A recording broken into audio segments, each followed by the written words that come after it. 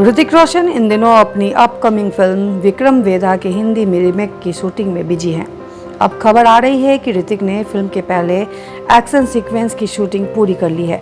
इस action sequence schedule से wrap up की जानकारी एक्टर मंसूर अली खान ने यूएई में फिल्म के सेट से कुछ फुटेज शेयर कर दी है, जिसमें वो टीम मेंबर्स और एक्टर ऋतिक रोशन के साथ नजर आ रहे हैं। उनकी ये फोटोज सोशल मीडिया पर तेजी से वायरल हो रही है। मंसूर ने इन फोटोज में फिल्म मेकर्स और ऋतिक को टैग करते हुए लिखा, पहला क्रेजीएस्ट एक्शन वीक सीक्वेंस पूरा हो गया है। Cheers to Hrithik Roshan. परवेश शेख। बता दें कि ऋतिक रोशन में अपनी इस एक्शन सीक्वेंस के शेड्यूल को दशहरे के मौके पर शुरू कर था। यह फिल्म विक्रम बेताल की ऐतिहासिक कहानी पर आधारित है, जिसमें एक गैंगस्टर अपनी कहानी सुनाकर बार पुलिस वाले से बचकर भाग जाता है।